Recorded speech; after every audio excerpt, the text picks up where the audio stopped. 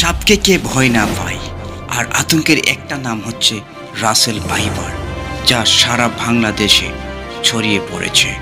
তাই শোনা যাচ্ছে, যা মিডিয়াতে, সংবাদ মাধ্যমে, বিভিন্ন টুইটার, বিভিন্ন তার ফেসবুক পেজ থেকে, প্রোফাইল থেকে, ইউটিউব থেকে বিভিন্ন কথাবার্তার মধ্যে এই রাসেল ভাইপারকে নিয়ে খুবই নানা কৌতূহল।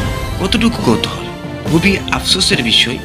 যদিও সাপকে সবাই ভয় পায়, কিন্তু এটাকে আতঙ্ক করে তুলছে মানুষের অন্তরে অন্তরে। প্রত্যেক দেশে সাপ রয়েছে, শুধু রাসেল ভাইপার নয়। বিষাক্ত ধারার সাপ, পানস সাপ সহ বাংলাদেশের আনাচে কানাচে অনেক সাপ রয়েছে। কিন্তু কেন এই রাসেল ভাইপারকে নিয়ে এত নানা কল্পনা জল্পনা, আলোচনা সমালোচনা? অদ্য পর্যন্ত শোনা গিয়েছে 10 জন মারা গিয়েছে। তাদের জন্য ইন্না লিল্লাহি ওয়া ইন্না ইলাইহি রাজিউন।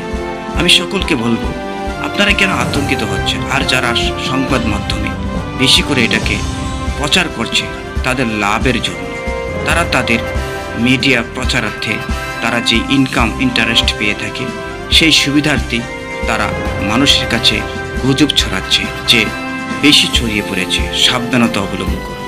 তবে হ্যাঁ, এটা যে বিষাক্ত সাপ, এটা কোনো সন্দেহ নেই।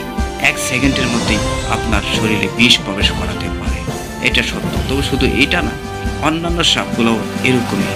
তাই সকলকে অনুরোধ করব, আপনারা এত ভয় না পেয়ে, এত আপনার আতঙ্কিত না হয়ে সাবধানতা চলবেন।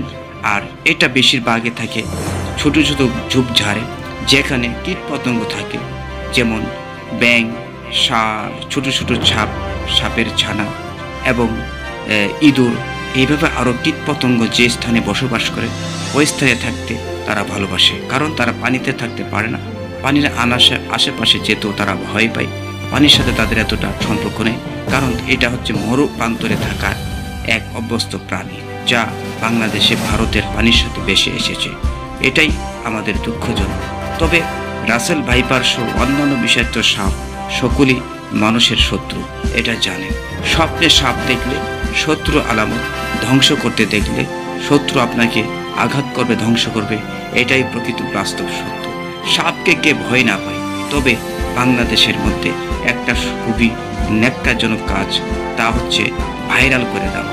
যে কোনো ভালো এবং খারাপ হোক না কেন, এটাকে তিল থেকে তাল বানিয়ে, এমনকি সমুদ্রের পাহাড়ের সমতুল্য, সমুদ্রের জাহাজের সমতুল্য, পাহাড়ের সমতুল্য বানিয়ে মানুষের মধ্যে আতঙ্ক তোলে, যা অন্য কোনো দেশে এরকম ছড়ায় না, যা বাংলাদেশে হয়ে থাকে। তাই বলবো, রাসেল ভাইপারকে ভয় না পেয়ে সাবধানতা অবলম্বন করুন। আর সাবধানতা অবলম্বন করলে ইনশাআল্লাহ কোনো রকমের ক্ষতিগ্রস্ত হবেন না। আর আপনার আশেপাশে যেখানে ঝোপঝাড় রয়েছে ওইগুলো পরিষ্কার করে ফেলুন। যেখানে কীট পতঙ্গ বসবাস করে ওই স্থানে পরিষ্কার করুন। আশা করা যায় আপনি ইহা থেকে বেঁচে যাবেন। আর এগুলো নিয়ে গুজব ছড়াবেন না। সকলকে অনুরোধ করব, শেয়ার করে দেবেন।